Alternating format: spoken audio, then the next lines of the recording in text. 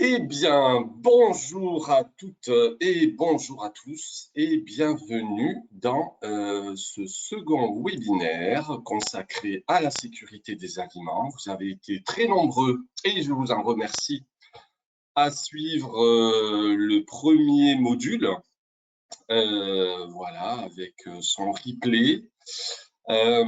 Donc, ça sera en effet le cas sur ce second module. Vous aurez accès à un replay pour réécouter ou pour écouter pour ceux qui n'ont pas pu se connecter. À l'instar du premier module, vous aurez accès au support qui vous sera envoyé avec une attestation de participation. Ce webinaire où on va continuer la présentation de la sécurité des aliments. La dernière fois, on a discuté des enjeux, des tendances et de l'importance des bonnes pratiques. Le deuxième étage de la fusée, c'est de travailler sur le système HACCP, la méthode HACCP,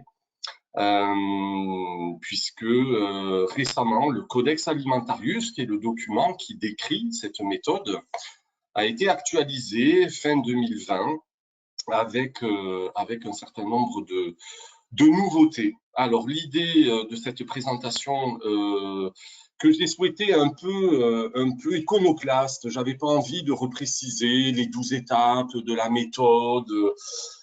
Donc, vous allez voir, je vous ai concocté une approche un peu différente sur les joies et les peines de l'HACCP, de ce que j'ai pu observer au cours de ces 20 ans de formation, de conseil et d'audit autour de la sécurité des denrées alimentaires. Vous avez toujours la possibilité de poser vos questions. Donc, vous avez un onglet questions et je prendrai quelques minutes à la fin du webinaire pour y répondre. Et si je ne peux pas répondre dans le cadre du webinaire, je ferai comme au cours du premier, je vous enverrai quelques réponses ciblées. Voilà, donc ce que je vous propose, c'est de continuer. Pour ceux qui ne me connaissent pas, donc je suis Olivier Boutou, je fais partie de l'AFNOR, l'Association française de normalisation, où j'occupe une fonction d'expert développement dans une entité qui s'appelle AFNOR Développement. Et je mets mes compétences, mon expertise à disposition des 4 métiers du groupe, à savoir la normalisation, l'édition, la formation et la certification. Je réalise des formations, je suis formateur, consultant, donc en HACCP, en ISO 22000, en FSCC 22000, en Food Defense ou Food Fraud. Je suis également auditeur ICA 22000 et IRCA FSCC 22000 pour mes activités à AFNOR. Depuis quelques années, depuis 2015 maintenant, j'interviens également comme expert à l'ANSES dans un groupe de travail qui évalue les guides de bonnes pratiques d'hygiène et d'application des principes HACCP. J'aurai l'occasion de reparler de l'ANSES au cours de cette session. Et pour finir, je suis également prof associé à l'école d'ingénieurs en agroalimentaire qui forme des ingénieurs QRSE, qualité, responsabilité sociétale, environnement, santé, sécurité au travail et food safety de Bordeaux Sciences Agro. Voilà, je suis basé à Bordeaux et toujours un plaisir d'intervenir auprès des entreprises françaises et des entreprises internationales dans le cadre de ce qui m'est cher, c'est-à-dire la francophonie. Donc, merci de vous être connectés. Je sais que il y avait plus de 900 inscrits à ce webinaire à travers de multiples pays. Donc, merci d'être présents et de continuer à suivre ces aventures autour de la sécurité sanitaire des aliments. Donc, c'est le second webinaire. Il y en aura un troisième qui sera consacré aux évolutions des différents référentiels. voilà, je vous disais que j'intervenais pour les différents métiers du groupe. Il y en a un pour lequel j'y travaille plutôt sur mon temps perso. C'est AFNOR Éditions, pour avoir écrit quelques ouvrages aux éditions AFNOR autour de la sécurité sanitaire des aliments, de l'HACCP et de l'ISO 22000, dont vous voyez quelques-uns de ces ouvrages. Voilà, donc n'hésitez pas à poursuivre pour aller plus loin, à poursuivre par la lecture de ces documents que j'ai eu seul ou en combinaison le plaisir d'écrire. Voilà.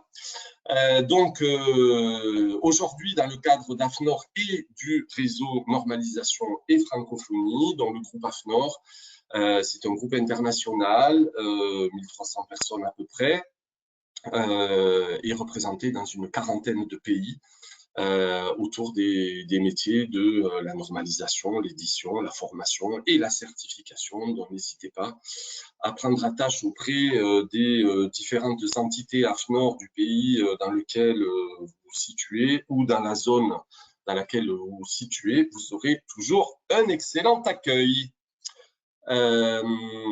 Juste également, je le répète, et puis il va y avoir bientôt des nouveautés sur ce site www.afnor.org/agroalimentaire, mais d'ores et déjà, vous avez la possibilité de toujours télécharger les modules de soutien. Voilà, et sachez qu'il va y avoir de nouvelles actualités, donc n'hésitez pas à suivre ces actualités au travers de ce site ou au travers du groupe sous LinkedIn qui s'appelle Sécurité des aliments et sur lequel est partagé pas mal d'informations autour de la thématique qui nous intéresse, voire nous passionne, à savoir la sécurité des aliments. Alors, la dernière fois, on a travaillé sur l'importance de connaître les enjeux, les tendances de la sécurité sanitaire.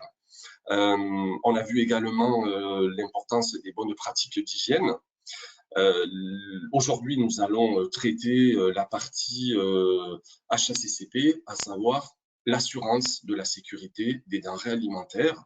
Et nous terminerons par un troisième webinaire autour de l'évolution des différents référentiels reconnus ou pas reconnus par la GFSI, à savoir l'IFS, le BRC ou l'ISO 22000 et le FSSC 22000.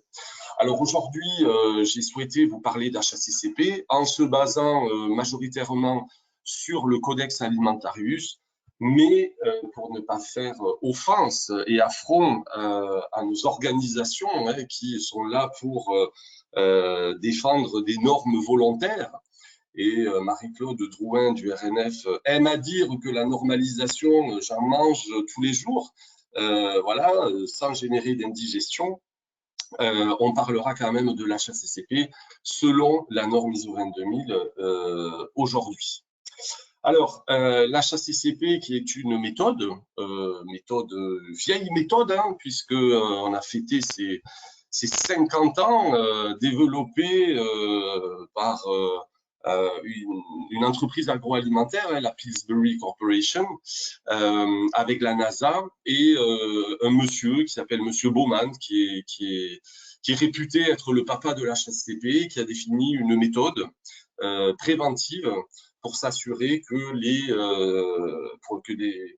les astronautes ne tomberont pas malades lors de leurs voyages spatiaux.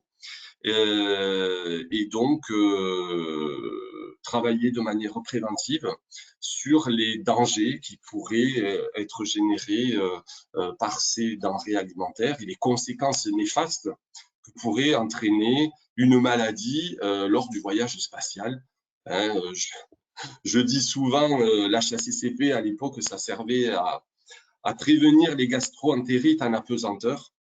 Mais c'était le cas et c'était d'abord extrêmement tourné vers la maîtrise microbiologique des produits. Il est vrai qu'à la fin des années 60, début des années 70, c'était pas comme ceux qui maintenant partent soit dans l'espace, soit autour du monde dans un bateau. Quand vous regardez ce qu'ils amènent maintenant en matière de nourriture, c'est vrai qu'on a moins de risques qu'à l'époque où ils partaient avec des produits qui pouvaient causer des intoxications alimentaires. Voilà, donc c'est de cette méthode dont on va parler aujourd'hui. Alors, j'ai souvent tendance à dire, voilà, donc d'abord ne confondez pas la notion de méthode avec la notion de système HACCP.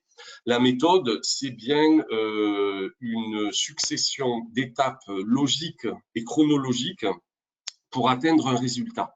Ce résultat s'appelle le système HACCP finalement. C'est ce que l'on obtient à la fin et c'est ce système que l'on visera à améliorer en continu. Cette méthode, elle a été développée avec 12 étapes. Alors, vous allez la retrouver avec 13 étapes, 14 étapes. Moi, j'aime bien revenir aux fondamentaux et aux basiques. L'HACCP, c'est 12 étapes. Ça n'est pas plus que ça. Et ces 12 étapes ont été décrites historiquement dans un document à portée internationale qui s'appelle le Codex Alimentarius, voilà, dont la dernière version avant sa mise à jour datée de 2003 était en version 4 et ça a été une petite révolution quand même d'actualiser ce document du Codex Alimentarius. Donc 12 étapes et 7 principes. Donc, j'ai souvent pour habitude de dire aux personnes, préparez-vous à monter un escalier avec 5 premières étapes initiales que l'on appelle les étapes préalables ou les étapes initiales à l'analyse des dangers, donc étapes de 1 à 5. Et puis ensuite, 5 autres étapes ou 6 autres étapes à savoir l'étape 6, 7, 8, 9, 10 et 11, qui vont vous permettre d'analyser les dangers et de déterminer ces fameux CCP. Voilà. Quant à la 12e étape, eh bien, je dis souvent qu'on n'attend pas la fin de la 11e pour attaquer la 12e étape. Cette 12e étape, finalement, c'est la rampe. Et on sait en matière de santé sécurité au travail que quand on monte un escalier, bien, il faut se tenir à la rampe, tout comme quand on le descend. Cette 12e étape qui est la rampe va commencer dès l'étape 1, puisque dès que je constitue mon équipe HACCP et que j'identifie le champ d'application de l'HACCP, je vais commencer à documenter et à chacune des étapes, je vais générer un certain nombre de documents au final que je pourrais considérer dans le cadre de ce que l'on appelle un plan HACCP avec le pilotage des CCP et toute la documentation qui me permettra de garantir l'assurance de la sécurité des produits que je vais mettre sur le marché. À noter que les étapes ont été légèrement modifiées quant à leurs appellations. Par exemple, l'étape 11, où on parle de validation du plan HACCP et des procédures de vérification, on aura l'occasion d'en reparler. Alors, cette HACCP, on va la retrouver dans bon nombre de dispositions. Évidemment dans les référentiels de sécurité sanitaire dont on parlera la prochaine fois, mais également souvent dans la réglementation. Donc, tout dépend du pays dans lequel vous opérez, mais il y a pas mal de pays qui imposent l'application de procédures fondées sur les principes de l'HACCP dans les exigences légales et réglementaires, ce qui est le cas en Europe, sauf exception,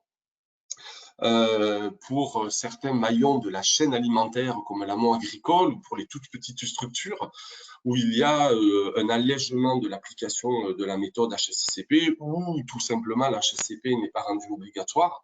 Mais sinon, cette méthode HACCP est très souvent d'application obligatoire dans le cadre des exigences légales et réglementaires. Alors, pour cela, on a bien évidemment la possibilité de se baser sur des documents élaborés en externe, et la norme ISO 22000 en parle dans son chapitre 7.1.5, comme les guides de bonnes pratiques d'hygiène et d'application des principes HACCP, qui sont des documents tout à fait importants et utiles pour les exploitants de la chaîne alimentaire, de telle sorte à construire sereinement leur étude HACCP. Évidemment, c'est le cœur du réacteur des référentiels de sécurité sanitaire, BRC, IFS ou ISO 22000. ISO 22000 où la méthode HACCP est reprise dans le plus gros chapitre de la norme, qui est le chapitre 8, qui s'appelle « Réalisation des activités opérationnelles ». Dont on zoome à l'intérieur de ce chapitre 8 pour présenter l'HACCP selon un cycle cohérent que vous connaissez sans doute, qui s'appelle le PDCA. Donc PDCA, ça ne veut pas dire « Please don't change anything », mais ça veut bien dire « Plan do check act », c'est-à-dire je planifie, je mets en œuvre, je vérifie, et j'actualise, je réagis, j'améliore. Et donc, la méthode HACCP, elle est reprise sous cette logique-là. Et dans l'ISO 22000, on ne va pas retrouver stricto sensu les 12 étapes ou les 7 principes, mais ça reste quand même un des référentiels qui détaille de manière assez prescriptive ce que l'on attend en matière d'HACCP, même si le codex a fait des efforts dans sa dernière version, le CXC 1-1969, voilà, puisque certaines personnes participent aux commissions de normalisation internationale au niveau de l'agroalimentaire, c'est l'ISO TC 34, et certaines personnes sont également membres des commissions codex qui se réunissent et travaillent sur ces sujets de sécurité sanitaire des aliments. On a vu la dernière fois, et c'est quelque chose qui est repris et dont le détail est accentué dans les liminaires du texte du Codex Alimentarius, c'est quelles sont les conditions préalables à la mise en place de l'HACCP. Alors, la dernière fois, on a parlé évidemment du respect de la réglementation et de la gestion efficace des bonnes pratiques. Voilà, et je le dis souvent, c'est un peu ma loi de Pareto à moi. Voilà, c'est 80% des PRP qui sont importants pour maîtriser la sécurité sanitaire des aliments, parce que finalement, des points cruciaux pour la maîtrise, les fameux CCP, ou si vous mettez dans une logique d'ISO 22000 ce que l'on appelle les PRPO, finalement, des CCP, des PRPO, il n'y en a pas tant que ça dans les établissements agroalimentaires, et que majoritairement, la sécurité sanitaire est maîtrisée par des PRP. Alors ça déjà, c'est un aspect qui est tout à fait important à souligner, c'est que selon le Codex Alimentarius, un très grand nombre d'entreprises mondiales, en Inde, en Chine, en Afrique ou même en Europe, ne sont pas tenues d'appliquer la méthode HACCP et que la sécurité sanitaire de leurs produits est tout à fait garantie à condition d'appliquer de manière rigoureuse des bonnes pratiques. Voilà, donc ça c'est important, ça c'est la vision du Codex Alimentarius, puisqu'elle dit que, et donc dans le texte, qui fait, je sais pas, une trentaine de pages, vous avez toute la première partie qui concerne effectivement la gestion efficace des bonnes pratiques. Alors, je ne vais pas y revenir dessus. Le Codex a rajouté quelque chose d'important, à l'instar de ce qu'on a pu voir arriver dans les référentiels reconnus par la Global Food Safety Initiative et qui a été récemment introduit dans la réglementation européenne, c'est cette culture positive de la sécurité sanitaire des aliments. Et je veux dire, c'est tout à fait clair dans le Codex Alimentarius qu'on commence toujours à balayer un escalier en commençant par la plus haute marche. C'est-à-dire que la direction au plus haut niveau doit s'engager dans la sécurité sanitaire. J'ai eu l'occasion d'intervenir dans des webinaires sur ce que l'on appelle la food safety culture, hein, mais comme on est dans une logique francophone aujourd'hui, on va garder des termes français. Culture positive de la sécurité des denrées alimentaires. La première mission d'une entreprise agroalimentaire, c'est de mettre sur le marché des denrées alimentaires et donc de facto de protéger la santé de ceux qui vont consommer ces denrées alimentaires.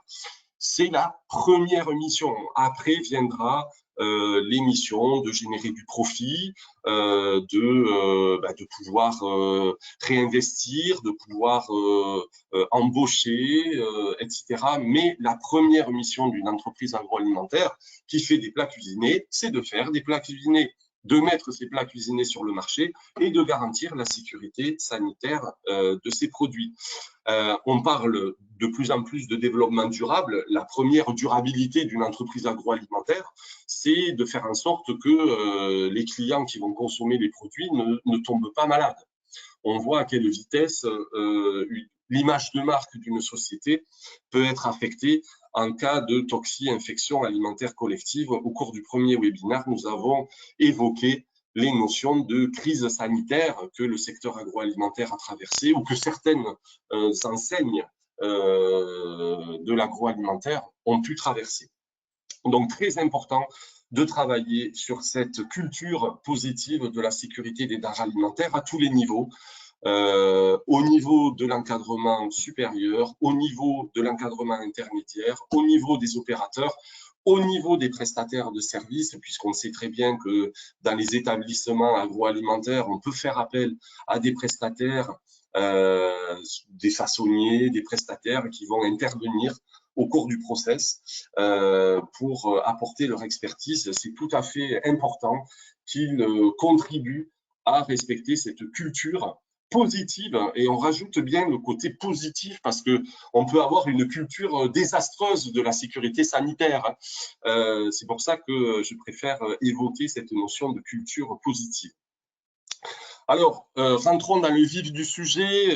L'HACCP, on pourrait raisonnablement dire que c'est une méthode simple, mais qui a été rendue complexe finalement par diverses interprétations.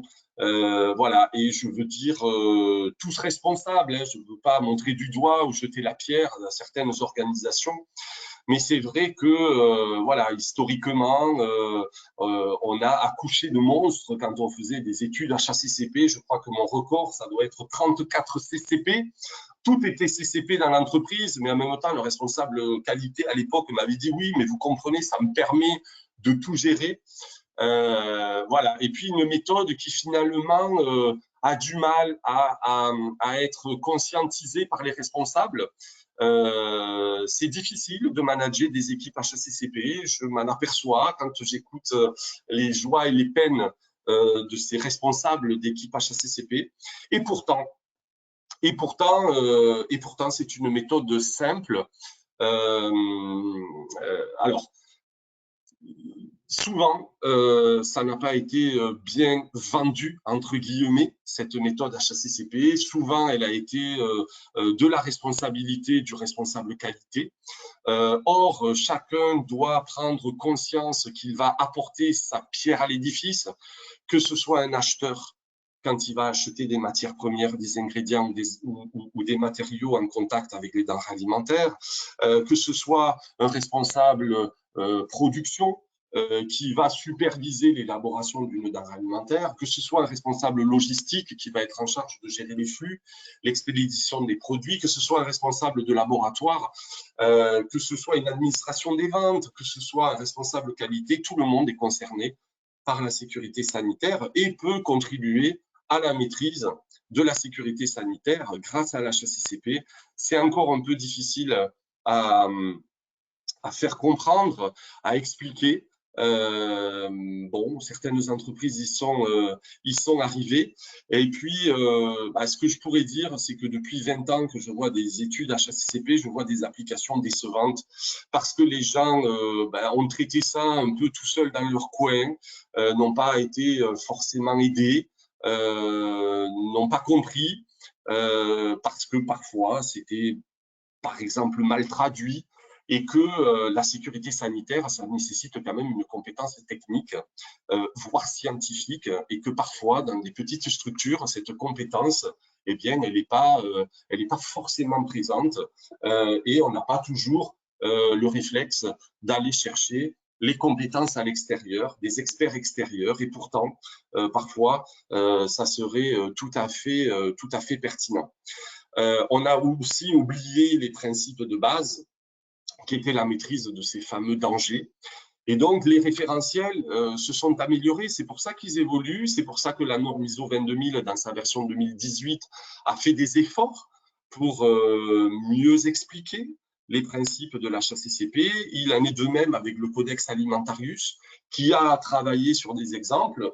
Il y a d'autres référentiels voilà, qui abordent l'HACCP, mais tous n'ont pas forcément la même vision, et c'est ça qui est encore dommageable, c'est qu'en 2021, il n'y ait pas un document de référence. Alors, on pourrait dire que c'est le Codex Alimentarius qui est pris en considération par la Global Food Safety Initiative, mais on voit quand même que dans les référentiels, on peut retrouver encore ces notions de CCP et autres mesures de maîtrise.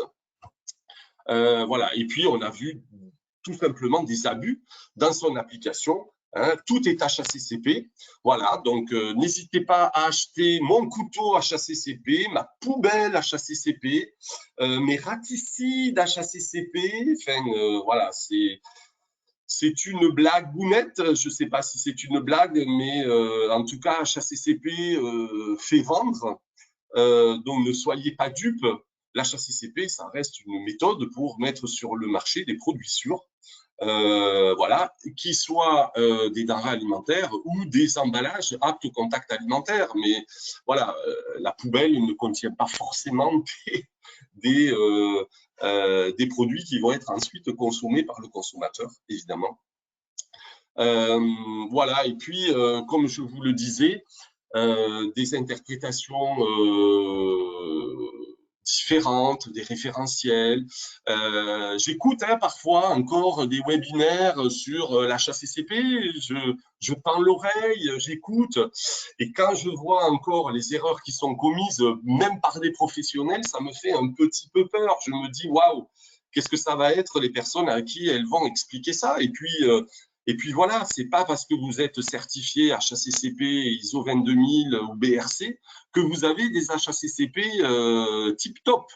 D'ailleurs, grâce ou à cause de la Covid-19, les audits à distance se sont largement démocratisés et on n'a jamais observé autant d'écarts documentaires sur l'HACCP. Mais évidemment, puisque les auditeurs ont pris peut-être un peu plus le temps de lire la documentation. Alors après, j'entends les auditeurs qui disent « Oui, mais tu comprends, enfin, c'est passé de mode de lire la documentation, le plus important, c'est le terrain. » Oui, c'est vrai, bien sûr que c'est important le terrain, mais quand même, la documentation, c'est le jus de cerveau. C'est ce que l'entreprise a réfléchi et a défini pour garantir la sécurité de son produit. Donc, c'est quand même important, la HACCP. Et des fois, ça me fait sourire parce que quand j'arrive dans une entreprise, je vais vous livrer une petite anecdote rapide. La dernière fois, je vais dans une entreprise qui conditionne des boissons dans des contenants en verre, dans des bouteilles en verre. On est en production avec la responsable qualité, et puis je lui demande si, sur la ligne que je m'apprête à auditer, qui était la ligne de litres, conditionnement en litres bouteille verre, s'il y avait un CCP sur cette ligne. Et elle me dit, oui, oui, monsieur Boutou, oui, oui, c'est le bris de verre. Ah, je lui dis, ah, pardon, excusez-moi, mais non, non, je vous demande s'il y a un CCP sur la ligne. Alors, comme on était en production avec des bouchons d'oreille, elle devait se dire, oulala, le Boutou, il vieillit et il doit entendre de moins en moins. Et elle me répète très fort, oui, le bris de verre. Ah, je lui dis, non, là, vous êtes en train de me dire un danger. mais pas un CCP. Alors là, elle me regarde, elle me fait « Oh là là, si on commence à jouer sur les mots, eh bien, on n'est pas sorti de l'audit. » Voyez ce type de réflexion, c'est de la part du responsable qualité qui, lui, déjà ne fait même pas la différence entre un danger et un CCP. Donc, vous voyez, et pourtant certifié IFS, BRC et tout ce que vous voulez. Hein. Donc, on a besoin de revenir aux fondamentaux, on a besoin de développer sa culture autour de l'HACCP et les normes volontaires, que ce soit le codex ou que ce soit la norme ISO 22000, sont d'abord là pour vous aider. Ne parlez pas de certification. Je sais que certains pays certifient la HACCP selon le Codex Alimentarius. Hein, il m'est arrivé, et je salue les entreprises pour lesquelles j'ai travaillé à Maurice et qui peut-être me suivent, voilà, ou à Madagascar, ou dans certains pays où la certification HACCP selon le Codex est possible. Bien évidemment, la certification de l'ISO 22000 est possible aussi, mais considérez ces documents comme étant d'abord des outils, des aides. Alors, ce que je vous disais, d'abord comprendre de quoi on parle. Et là, voilà, les définitions, c'est pas rigolo, c'est pas sexy, mais ça permet de partager un même langage et un même cadre de référence. Alors peut-être c'est parce que je suis salarié AFNOR et que voilà, on vous marque au fer rouge sur l'importance, ça fait pas mal, mais on vous marque au fer rouge sur l'importance de comprendre les définitions. Ben voilà, donc un système HACCP, c'est ce que l'on va obtenir hein, quand on aura un plan HACCP et qu'on aura des procédures et un ensemble de documents qui seront mis en œuvre conformément à ce qui sera identifié. Ne serait-ce que déjà, qu'est-ce que l'HACCP? Donc, Hazard Analysis and Critical Control Point, même si je ne suis pas super fort en anglais, mais voilà, au moins je sais le traduire comme il se doit. Ça s'appelle l'analyse des dangers et pas l'analyse des risques, analyse des dangers et des points critiques pour leur maîtrise. Mais pour la maîtrise de quoi? Pour la maîtrise de ces dangers. Et puis, voilà, moi personnellement, on le verra, j'aime pas trop utiliser le terme critique quand on parle de CCP parce que ça a une connotation négative. Mais voilà, déjà, bien savoir de quoi on parle. Control, en anglais, ça veut bien dire maîtrise et non pas contrôle. Donc, un critical control point, c'est un point crucial pour la maîtrise. Garder son self-control, c'est garder la maîtrise de soi. Des confusions entre les notions de danger et les notions de risque. Évidemment, et on en a parlé à la première session, la différence entre la salubrité et la sécurité des aliments. Et puis, dans les référentiels, comme je vous évoquais, parfois l'utilisation d'une terminologie légèrement différente d'un référentiel à l'autre. Par exemple, dans le Codex Alimentarius, en cas de perte de maîtrise d'un CCP, on parle de mesures correctives ou correctrices, alors que dans l'ISO 22000, par exemple, on parle de devenir du produit potentiellement dangereux, de correction et d'action corrective. Je trouve que parfois, c'est plus aidant hein, de bien détailler de quoi on parle. Après, charge à vous à retraduire ces exceptions dans le cadre de votre système. Alors, l'HACCP, une méthode simple qui a été rendue complexe, mais je continue à dire que c'est une méthode simple. Ceci dit, elle est simple quand on a autour de la table les compétences nécessaires et suffisantes pour réfléchir sur la maîtrise opérationnelle de la sécurité sanitaire. Et je le dis souvent, la première des choses, c'est constituer une équipe. Seul un responsable qualité ne peut pas faire d'HACCP. C'est pas pour rien qu'on vous demande de fonctionner en équipe.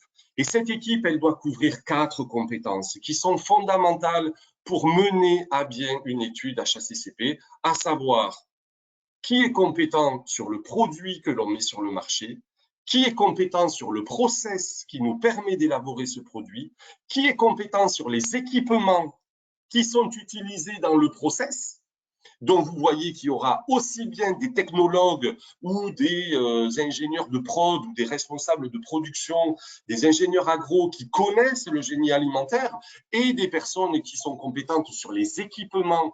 Et on aura du mal à se passer de la maintenance pour les grosses structures parce que vous l'aurez compris, l'HACCP, il n'est pas fait pour forcément les toutes petites structures, ou en tout cas, il y a plein de documents qui explique comment alléger l'application de l'HACCP pour ces petites structures, documents qui sont faits soit par les instances, les autorités légales, comme l'EFSA, hein, qui a travaillé, ou au travers des guides de bonnes pratiques d'hygiène et d'application des principes HACCP. La dernière compétence visée pour une équipe chargée de la sécurité des denrées alimentaires, c'est une compétence sur les dangers, puisque le HA, analyser des dangers, ça va me permettre de mettre en évidence deux types de dangers auxquels je vais être confronté, des dangers qui ne sont pas significatifs pour mon entreprise, compte tenu des bonnes pratiques en place, compte tenu de leur gravité, compte tenu de leur probabilité d'apparition dans le produit.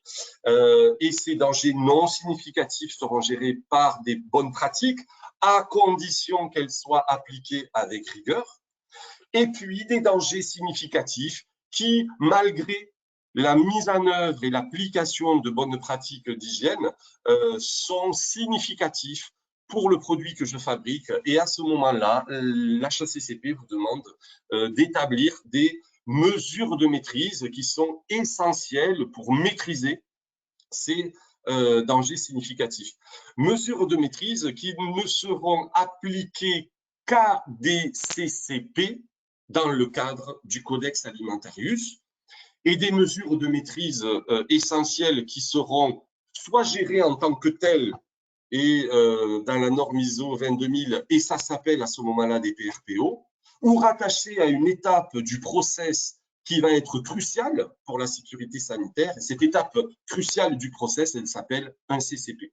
Donc, il y a déjà une différence entre le Codex Alimentarius et l'ISO 22000. Néanmoins, le Codex Alimentarius dit quand même que d'abord, il faut appliquer des bonnes pratiques, hein, des préalables, des prérequis, des PRP, et que certains PRP nécessitent une attention accrue avec une surveillance sûrement plus importante, et on s'oriente un peu vers ce que l'ISO 22000 appelle le PRPO. En tout cas, si j'ai défini des mesures de maîtrise, j'ai défini des paramètres de surveillance de ces mesures de maîtrise. Dans la norme ISO 22000 ou dans le codex, ça s'appelle des limites critiques ou des seuils critiques. Il y a une différence majeure entre l'ISO 22000 et le codex. Dans le Codex Alimentarius, ces limites critiques peuvent être soit observables, soit mesurables, alors que dans l'ISO 22000, ces limites critiques ne peuvent être que mesurables et non pas observables en utilisant les sens de l'homme comme instrument de mesure. Dans tous les cas, les résultats de la surveillance doivent me permettre de dire soit je maîtrise, soit je ne maîtrise pas. Si je ne maîtrise pas, je dois stopper ma production et mettre en place des actions pour prévenir l'introduction de denrées potentiellement dangereuses dans la chaîne alimentaire, donc en appliquant des corrections et en faisant en sorte que ces déviations, que ces écarts ne se reproduisent plus, et donc en mettant en œuvre ce que l'on appelle des actions correctives. Alors, pour l'HACCP, je ne vais pas forcément évoquer les étapes initiales de l'analyse des dangers, mais commencer à l'analyse des dangers parce que ça me semble tout à fait important, hein, de bien identifier les dangers et donc d'abord comprendre ce que c'est que l'analyse des dangers. Et là, je vous renvoie vers les fiches outils de l'ANSES. Vous savez qu'elles me sont chères. Parce que, elles sont bien faites, il y a de véritables experts autour de la table qui s'entendent. Alors, ces fiches sont normalement destinées aux rédacteurs des guides de bonnes pratiques d'hygiène et d'application des principes HACCP, mais bien évidemment qu'une entreprise qui serait soumise à la réflexion ou à l'implémentation de l'HACCP, voilà, jetez-vous sur ces fiches, lisez-les, vous comprendrez ce qui se cache derrière la notion d'analyse des dangers. Analyser des dangers, c'est d'abord identifier une liste longue de tous les dangers raisonnablement prévisibles compte tenu de mon produit, de mes matières premières, de mon environnement, de mon process, de définir les niveaux acceptables de ces dangers. Dans le produit fini, c'est pas obligé que tous les dangers soient à zéro dans mon produit fini. Je peux avoir des tolérances. Et souvent, les gens confondent. Je vous disais qu'il y avait souvent des méprises dans la compréhension. Souvent, les gens confondent la notion de niveau acceptable de danger et de limite critique. Voilà, ça fait partie aussi des difficultés de compréhension de l'HACCP. Et puis ensuite, il va falloir évaluer ces dangers, c'est-à-dire finalement les trier quelque part, en tout cas, savoir ceux qui peuvent être maîtrisés par les bonnes pratiques, à condition que celles-ci soient appliquées avec rigueur, je le répète, et c'est important, ou alors des dangers dits significatifs, c'est-à-dire qui nécessitent la mise en œuvre de mesures de maîtrise essentielles et qui, ces mesures de maîtrise vont, à la différence des PRP qui s'appliquent sur le global, ces mesures de maîtrise essentielles vont être ciblées sur le danger. Si je reprends mon anecdote du bris de verre sur ma ligne de conditionnement de jus, le rinçage, le fait de rincer systématiquement les flacons avant le remplissage sur la ligne, eh bien, ça peut être considéré comme étant une mesure de maîtrise essentielle. Voilà. Et puis, on va le voir sur qu'est-ce qu'on fait de ces mesures de maîtrise. Alors, vous avez bon nombre de documents que vous allez pouvoir utiliser pour identifier les dangers. Voilà. Alors oui, ça nécessite de faire de la veille. Oui, ça nécessite de prendre du temps. Voilà, vous avez un guide qui a été publié. Certes, il est volumineux, mais quelle richesse en matière d'information, c'est le guide de l'ANSES sur méthodologie de hiérarchisation des dangers biologiques et chimiques dans les aliments de mai 2020. Il est en édition accessible gratuitement sur le web. Voilà, donc bien sûr que ça nécessite de faire un peu de veille, mais vous allez gagner en temps, en efficacité et en pertinence. Parce que de toute façon, vous allez passer du temps sur la HACCP. Alors, autant passer du temps, autant apporter une réelle valeur ajoutée à votre étude. Ne pas simplement, dans les études HACCP, me dire à la réception, je peux avoir des dangers microbiologiques, la cause des matières premières contaminées. Ouais, bon, ok, ça casse pas trois pattes à un canard, comme on dit dans le sud-ouest de la France, mais voilà, donc travaillez bien déjà la définition d'un danger. Un danger, c'est un agent qui peut être biologique, physique, chimique. Mais le terme important, c'est un agent. Donc, parlez-moi d'agent. Parlez-moi d'agents pathogènes, parlez-moi d'agents chimiques, mais bien sûr que ça nécessite de rentrer dans le détail. Alors, il existe plein de sources à droite. Là, je vous ai mis une autre source que j'ai puisée au niveau du Québec. Mais voilà, donc, on ne vous demande pas de réinventer. Basez-vous sur les guides de bonnes pratiques d'hygiène s'ils sont validés, s'ils sont passés dans les fourches codines de l'ANSES notamment, ou des pays dans lesquels vous intervenez, parce que ça va vous faire gagner un temps fou. Alors, voilà pour la partie analyse des dangers.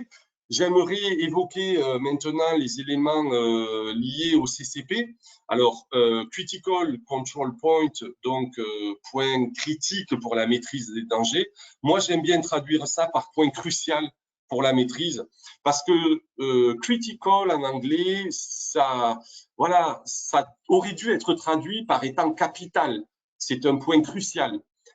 Et non pas critique. C'est vrai qu'on a fait un raccourci peut-être un peu simple, mais critique, ça a souvent des une connotation négative, péjorative. Voilà, si vous croisez quelqu'un et qu'il dit ah tiens, on a parlé de toi la dernière fois, on t'a critiqué. Bon, ben rarement vous allez imaginer qu'on a dit du bien de vous. Donc quelque part, un point critique, c'est un point négatif, c'est un point où il y a un problème. Ou bien au contraire, c'est un point qui est essentiel, qui est crucial pour la maîtrise de la sécurité sanitaire des aliments. Alors c'est vrai que les traductions n'ont pas aidé. D'ailleurs, les définitions ne sont pas les mêmes dans le codex et dans la norme ISO 22000. Dans le codex, c'est une étape où une ou plusieurs mesures de maîtrise essentielles pour maîtriser un danger significatif sont appliquées dans un système HACCP. La norme ISO 22000 est beaucoup plus détaillée en matière de définition de ce qu'est un CCP. Alors, on parle d'une étape du processus. Et à cette étape du process, il y a une ou plusieurs mesures de maîtrise qui sont appliquées soit pour prévenir l'apparition d'un danger. C'est rare quand une mesure de maîtrise agit en prévention. Elle agit souvent pour réduire ce danger à son niveau acceptable que vous aurez préalablement défini et justifié. Et la norme ISO 22000 vous dit qu'à l'étape d'un CCP, il y a une ou plusieurs limites critiques. Par contre, dans la norme ISO 22000, ces limites critiques doivent être mesurables.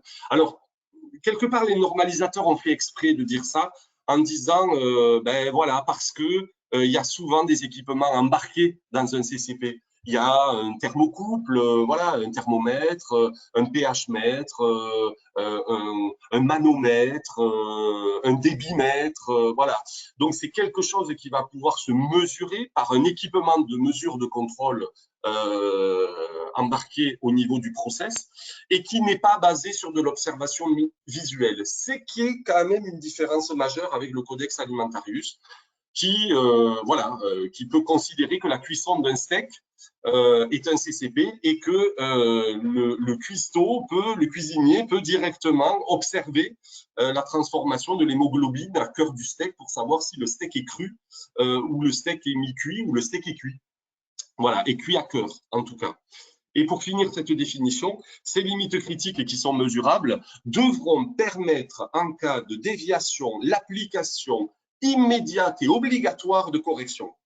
Et tout ça, c'est détaillé dans un chapitre de la norme ISO 22000 qui s'appelle le chapitre 8942, qui vous dit, et j'adore, parce que là, le premier qui réfléchit a perdu. Je dis souvent par rapport à la lecture de cette exigence-là, si vous perdez la maîtrise d'un CCP, vous ne devez pas libérer le produit, mais le traiter selon le chapitre 8943. Et si vous allez lire le chapitre 8943, vous allez trouver ces trois corrections possibles dont la définition parle, à savoir, si vous n'avez pas maîtrisé le CCP, vous avez des produits non conformes, évidemment. Donc, on va vous demander soit de les retraiter à l'intérieur ou à l'extérieur de l'entreprise, soit de déclasser le produit et éventuellement l'envoyer vers une autre utilisation dans la chaîne alimentaire, à condition de ne pas créer des problèmes dans ce maillon dans lequel vous allez commercialiser vos produits. Évidemment, si vous déclassez, entre guillemets, vos produits vers l'alimentation animale, il ne faut pas que ça impacte la sécurité sanitaire des animaux qui vont consommer ces produits. Et la troisième possibilité, c'est détruire le produit et l'éliminer sous forme de déchets. Trois corrections possibles au niveau des CCP. Ce qui en fait une différence avec le Codex Alimentarius. Alors, c'est vrai que l'usage d'arbres de décision, ça n'a pas aidé. Historiquement, le Codex avait sorti un arbre de décision à 4 questions, mais pourtant, ils avaient mis en garde, dans la version de 2003, ils avaient mis en garde en disant attention, cet arbre n'est pas utilisable en toutes circonstances. Il faut une formation pour l'utilisation de cet arbre. Quand les gens avaient vu qu'il y avait 4 questions auxquelles il fallait répondre oui ou non, ils ont dit non mais attends, tu ne crois pas qu'on va se faire former à 4 questions à répondre oui ou non, t'inquiète pas, on va se débrouiller avec ça. Et finalement, c'est comme ça qu'on a accouché de multiples CCP, voilà, tant et si bien qu'à la fin, les gens, ils faisaient en sorte de répondre oui ou non pour essayer de tomber ou pas dans le CCP. Donc, c'était une utilisation perverse. Avec la mise à jour du Codex Alimentarius, de nombreux experts ont poussé pour modifier et conserver un arbre de décision jusqu'à la dernière minute. Hein. Il y a eu des propositions des brésiliennes notamment, pour faire passer un arbre de décision. Finalement, on n'y est pas arrivé, et tant mieux. Et dans le codex ou la norme ISO 22000, on vous demande d'utiliser une méthode que vous allez appliquer systématiquement, que cette méthode doit être cohérente, et donc que ce soit le codex ou que ce soit la norme ISO 22000, on vous invite à réfléchir sur un certain nombre de paramètres. Ceci dit, casser le mythe également de dire si la surveillance est continue, c'est un CCP, si la surveillance n'est pas continue, ce n'est pas un CCP. Donc, c'est autre chose qu'on peut appeler des PRPO. Il n'y a aucun référentiel qui dit ça, ni le Codex, ni le BRC, ni l'IFS, ni l'ISO 22000. Voilà, au moins c'est clair et c'est dit.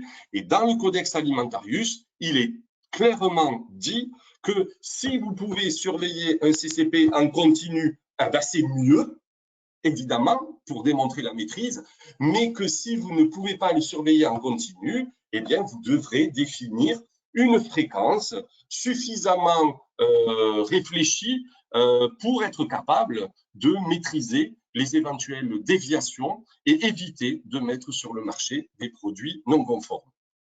Alors, j'avance, voilà, il me reste encore 10 minutes. Sachez qu'il existe un autre document dont on n'est pas peu fier en France, qui s'appelle la NFG 01006, qui a été historiquement développé par un groupe de travail de la commission AFNOR sur hygiène, traçabilité et sécurité des aliments. Ce document daté de 2008, dans sa dernière version, en fait, on a attendu et la mise à jour de la norme ISO 22000 et la mise à jour du Codex Alimentarius pour réactualiser ce document. Ce document a été réactualisé. D'ailleurs, il a fait l'objet d'une enquête publique et vous aviez la possibilité de donner votre avis sur le contenu de ce document. Très intéressant, les enquêtes publiques, hein, parce que c'est le moment où vous avez la possibilité d'avoir accès aux normes gratuitement et sur lesquelles vous pouvez faire des commentaires qui seront analysés par les représentants de l'ISO dans votre pays. Et ce document NFV 01006 place de l'HACCP dans un système de management explique bien l'interdépendance entre les bonnes pratiques d'hygiène et les 12 étapes de la méthode HACCP.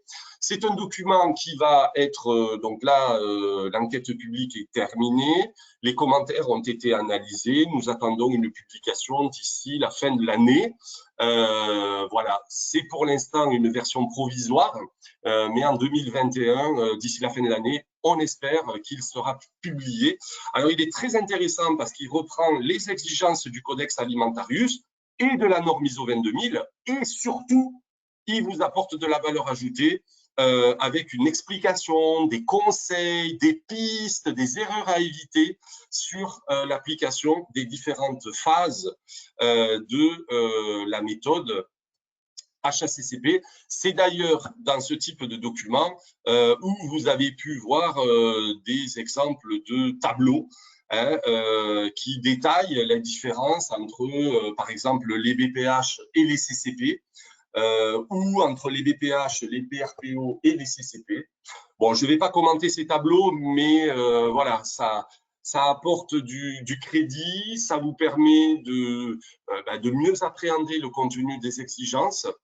Voilà, donc dans ce tableau, on évoque évidemment les notions de validation des mesures de maîtrise, de surveillance des mesures de maîtrise. Et vous voyez bien que le codex dit bien qu'au CCP, on peut avoir une surveillance avec des mesures ou des observations ou des mesurages en continu, et que la surveillance doit me permettre de m'assurer que les mesures de maîtrise au CCP sont efficaces et fonctionnent comme prévu.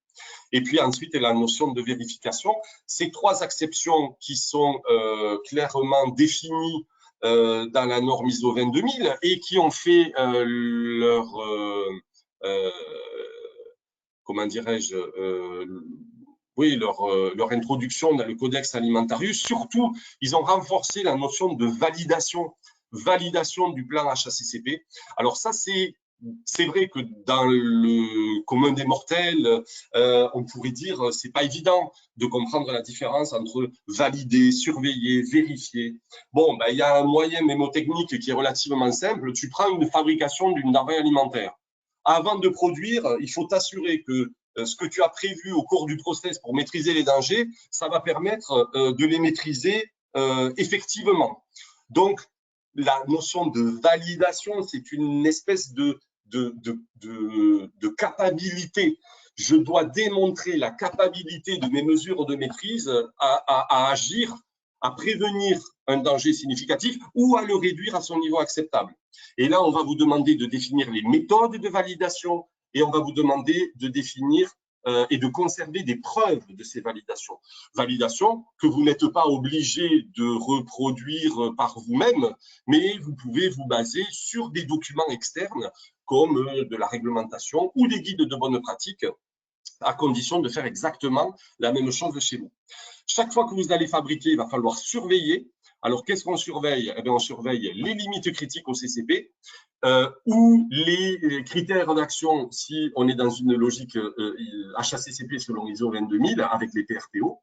Voilà, vous devez obtenir des preuves de la surveillance. Il faut savoir qui surveille, qui va consigner les résultats de la surveillance, qui va interpréter les résultats de la surveillance et qui a la responsabilité de prendre des décisions si les résultats de surveillance ne sont pas bons. Et puis, une fois que vous aurez produit, eh bien, vous aurez la possibilité de vérifier l'efficacité de ces mesures de maîtrise. On est dans l'étape 11 de la HACCP, dans le Codex Alimentarius. On est dans le chapitre 8.8.1 petit b de la norme ISO 22000 sur la planification et la vérification des CCP et des PRPO.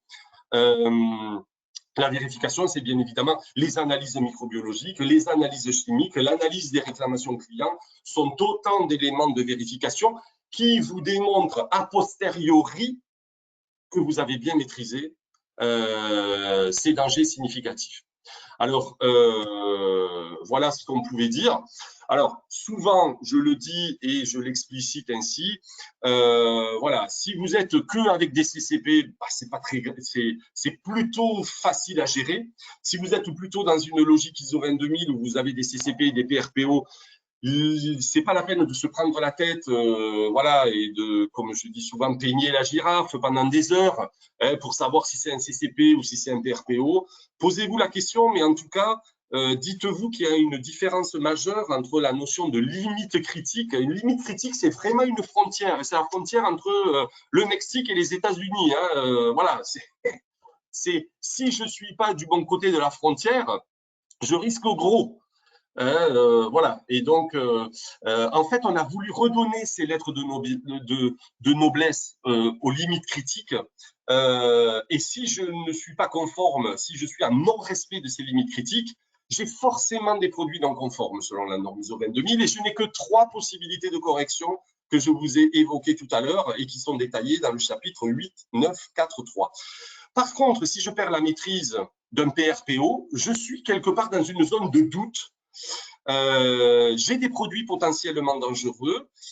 Évidemment, je dois bloquer ces produits et je dois faire des investigations complémentaires. Les entreprises savent tout à fait travailler sur le sujet, mais je dois expliquer quelles sont ces investigations complémentaires que j'ai réalisées, quels sont les résultats que j'ai obtenus et que je suis capable de démontrer.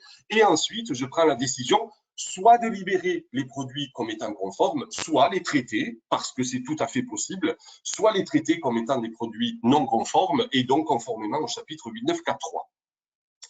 Voilà ce que je pouvais dire. Donc, encore, c'est un peu décevant qu'il n'y ait pas tout à fait une synergie totale entre les deux référentiels majeurs qui détaillent l'HACCP, à savoir le Codex Alimentarius et l'ISO 22000. Mais il y a eu quand même des convergences avec des petites différences. Voilà. Jusqu'à présent, le codex n'était pas hypersensible sur ces aspects au-delà de la maîtrise technique et opérationnelle de la sécurité sanitaire des aliments. On ne peut que se réjouir que le codex ait pu introduire cette notion de culture positive de la sécurité des denrées alimentaires, voilà, de s'orienter un peu quand même vers la norme ISO 22000 en disant il y a des bonnes pratiques, mais il y a des bonnes pratiques qui nécessitent une attention accrue, qu'il y a des mesures de maîtrise qui devront être validées, soit en validant les limites critiques, soit en validant de manière globale le plan HACCP. Voilà, mais quel que soit le référentiel que vous allez utiliser, voilà, gardez ce côté pragmatique, l'importance des définitions.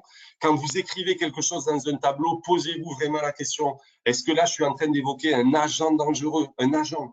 Est-ce que là, je suis bien en train d'écrire une mesure de maîtrise? Les gens me confondent souvent les contrôles avec des mesures de maîtrise. Ah oui, en mesure de maîtrise, j'ai des contrôles qualité partout. Mais voilà, un contrôle, c'est souvent une surveillance. Donc après, voilà, si vous êtes cohérent, il va falloir surveiller que la personne fait bien son contrôle. Je ne sais pas si vous me suivez, mais ça peut devenir vite aberrant. Et donc, voilà, moi, je me régale d'analyser les études HACCP parce qu'il y a quand même pas mal à dire. Mais c'est important aussi dans une logique, et on le verra lors du 3e webinaire, dans une logique où on s'oriente en matière de certification vers des audits inopinés, que voilà, il y ait surtout une certaine autonomie de la part de l'équipe chargée de la sécurité des denrées alimentaires et que finalement, même dans l'absence du responsable qualité, les membres soient capables d'expliquer de manière simple la méthode HACCP en disant voilà, on sait que pour maîtriser ça, il faut faire ça et on est vigilant, on a la conscience qu'en production, il y a des choses qui sont rédhibitoires, non négociables, y compris pour libérer certains lots. Et ça, c'est important aussi que la direction en soit consciente. Voilà, n'hésitez pas, suivez, alors je fais un peu la promo, mais c'est important, n'hésitez pas à suivre les normes sur norminfo.afnor.org, vous checkez vos normes préférées en matière de sécurité sanitaire, vous mettez des petites alertes, et chaque fois qu'il va y avoir une révision de la norme, voire une enquête publique, vous allez être informé et contribuer à la normalisation volontaire. C'est comme un bon joueur d'échecs, il a 2 voire 3 coups d'avance. Donc n'hésitez pas à checker ces éléments-là. Et voilà, si vous voulez vous former, et peut-être à cette occasion, on aura la possibilité de partager nos visions, nos passions autour de la sécurité sanitaire. N'hésitez pas à regarder, puisque je sais qu'il y a pas mal de filiales en Afrique du Nord, en Afrique de l'Ouest, qui proposent des formations pour devenir auditeur. Ou tout simplement faire de la formation sur la norme ISO 22000, le FSSC, voire l'IFS, ou des notions de food defense. Et puis voilà. Alors, j'ai été bavard. Je vous ai présenté un peu la HACCP, mais pas forcément comme vous auriez pu l'imaginer avec les 12 étapes. J'espère que ça a été clair. J'espère que vous avez pris quelques trucs et astuces au cours de cette présentation. Je vais regarder s'il y a quelques questions. S'il y a quelques questions.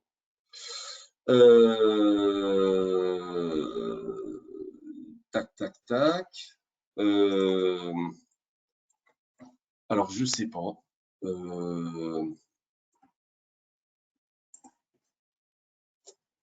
Je ne vois pas forcément beaucoup de questions. Anne-Sophie, est-ce que toi, tu as une vision des questions? Anne-Sophie, es-tu là? Oui, Olivier, je suis là. Yes! Bon, Alors, il y a effectivement, si, pas mal de questions. ah ouais? Ah ben, écoute, la chance du débutant, une main innocente, tu vas en piocher 2 ou 3. D'accord. Et puis, voilà, je vous rappelle que j'ai 3 jokers, hein, le vote du public, le 50-50, ou le coup de fil à un ami. Alors, donc il y a pas mal de questions sur la différence entre HACCP et alors attends que je retrouve cette question qui est revenue à plusieurs reprises. Ouais, la différence entre point crucial, le contrôle CCP et un PRP 0. Oui, les différences entre le PRPO et le CCP, Et d'accord. Bon, l'HACCP aussi, ouais. ouais, je l'ai quand même évoqué. Si je suis cohérent avec ce que je vous ai dit, je vais dire remonter aux définitions. Prenez une feuille blanche, tracez un trait, mettez PRPO d'un côté, CCP de l'autre, lisez les définitions et notez les aspects de la définition. Vous verrez qu'un PRPO, c'est directement une mesure de maîtrise. Il y a un critère d'action. C'est pas très élégant, hein, cette notion de critère d'action, mais c'est un paramètre que je dois surveiller pour s'assurer que la mesure est efficace au moment où je le fabrique. Et que ce critère d'action peut être soit mesurable, soit observable, et que quand j'ai une déviation de ce critère d'action, je dois évaluer les conséquences de la perte de maîtrise et prendre une décision. Ça, c'est le côté PRPO. Si on prend la définition du CCP, on voit déjà que c'est une étape du process. Voilà déjà une première différence avec le PRPO. Le PRPO, c'est une mesure de maîtrise, le CCP, c'est une étape du process. À cette étape, il y a bien une mesure de maîtrise essentielle qui me permet de maîtriser un danger significatif, mais c'est aussi le cas dans le PRPO, qui a des limites critiques qui sont obligatoirement mesurables et que, en cas de perte de maîtrise, je dois obligatoirement appliquer des corrections qui sont définies dans le chapitre 8943 de la norme ISO 22000. Voilà. Après, c'est l'équipe chargée de la sécurité des denrées alimentaires qui doit défendre son choix sur la catégorisation et le classement des mesures de maîtrise en PRPO ou CCP. Voilà. Et puis après, l'auditeur confrontera. Et puis, voilà. Le but, c'est quand même, quand on quitte une entreprise, qu'on soit un inspecteur des services officiels de contrôle, que ce soit un auditeur, d'avoir confiance dans la capacité de l'entreprise à mettre sur le marché des produits sûrs. Une autre petite question, Anne-Sophie. Alors, quels sont selon toi les principaux écueils à éviter dans l'application de la méthode HACCP? Oh, déjà, j'en ai cité beaucoup. Ce que je. Bon, déjà, la liste des dangers raisonnablement prévisibles, c'est un dur travail. Par exemple, quand à l'ANSES on reçoit un guide de bonne pratique, c'est le premier travail. Est-ce que la liste de tous les dangers raisonnablement prévisibles est exhaustive? Voilà, donc bon, c'est difficile d'être exhaustif, mais n'hésitez pas à vous faire aider, à aller chercher de l'info pour avoir une liste longue qui soit cohérente avec le produit, le process, vos matières premières, l'environnement, etc. Ensuite, c'est la méthode que vous allez utiliser pour évaluer ces dangers. Cette méthode, elle va avoir des conséquences. Soit vous avez des méthodes plutôt scientifiques où on va travailler sur les modes d'apparition des dangers, à savoir la présence initiale, la contamination, la possibilité de développement de ces dangers, la capacité de survie ou de non-élimination de ces dangers. Donc ça, c'est une approche plutôt scientifique qui va faire appel aussi aux causes des dangers. Et puis après, il y a la majorité des entreprises qui utilisent une matrice à double entrée, gravité et probabilité d'apparition, gravité des effets, probabilité d'apparition. Mais en fonction de cette matrice, je peux me retrouver à gérer des dangers significatifs qui finalement n'en sont pas, et les entreprises se retrouvent parfois dans des impasses. Donc voilà, parce que c'est pas toujours évident au cours d'un process de maîtriser des germes sporulés comme Clostridium botulinum si vous l'avez identifié. Voilà, donc c'est important hein, d'être clair avec la méthode d'évaluation. Et puis ensuite, voilà, sur les mesures de maîtrise, ce qui est important, c'est d'être capable de les valider. Et je pense que la validation, voilà, on aura, je vous ai dit qu'il y aurait du nouveau sur le site de l'AFNOR, sur les modules de soutien. Je prépare des modules de soutien sur les notions de validation des mesures de maîtrise, sur la qualification ou habilitation de process ou qualification d'équipement, voilà, sur ces aspects mesures de maîtrise. Et peut-être une dernière question, Anne-Sophie. Alors, une dernière question, puis après, il faudra conclure, même si je vois que les questions tombent par dizaines. Voilà. Une question de Mayram qui demande s'il est possible d'avoir un accompagnement de notre part en CAFNOR, je pense, pour des structures qui ne sont pas encore Codex Alimentarius. Est-ce qu'il est possible d'avoir un accompagnement pour avoir une labellisation de leurs produits? Alors, AFNOR peut vous aider, peut vous accompagner, je vous l'ai dit, au travers de formations, au travers d'audits, mais c'est pas ce que souhaite Mariam visiblement. Oui, alors en fait, AFNOR a développé une évaluation d'une journée pour les entreprises sur la méthode HACCP et plus particulièrement sur la norme française dont je vous ai parlé tout à l'heure, la NFV 01006. Voilà, une attestation d'évaluation. Alors attention, ce n'est pas une certification, mais ça prouve qu'il y a un tiers, une personne tierce qui est venue dans l'entreprise, qui a réalisé l'évaluation de la méthode HACCP sur un produit, sur une ligne de production, et que vous avez un rapport avec un état de performance sur les 7 principes du Codex Alimentarius.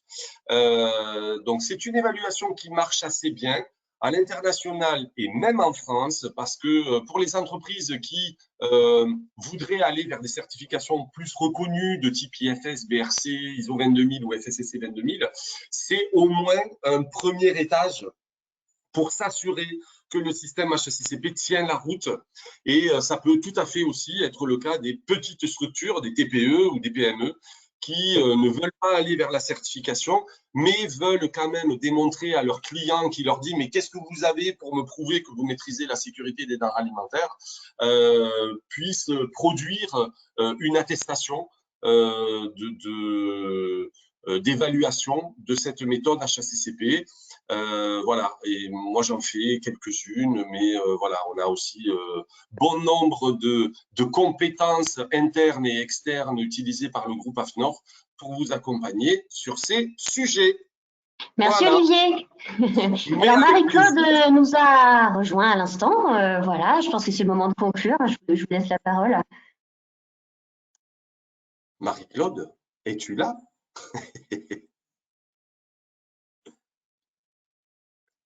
Alors, je ne sais pas, peut-être elle a un problème de micro. Voilà, maintenant. Maintenant, vous m'entendez? Marie-Claude. Ah, bonjour!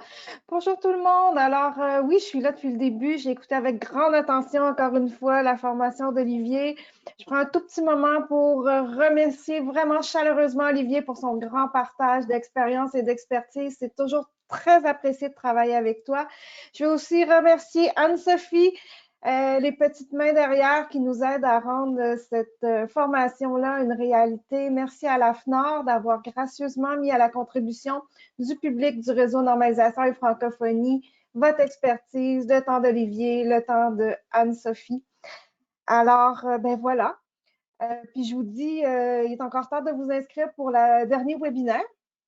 Alors, vous pouvez aller sur le... J'espère qu'on aura encore plus d'inscrits parce que là, on est monté à presque 400 personnes en simultané. Donc, c'est bien, je suis content. C'est un sujet qui intéresse. Merci à tous les participants. Définitivement que c'est un sujet qui intéresse la sécurité alimentaire, c'est vraiment hyper, hyper important. Donc, c'est un rendez-vous, puis n'hésitez pas à revisionner la formation d'aujourd'hui qui sera disponible sur les différentes plateformes AFNOR et RNF. Merci encore, Olivier et Anne-Sophie, et à très bientôt. Merci. Au revoir. Bonne semaine à tous. Prenez soin de vous et à bientôt.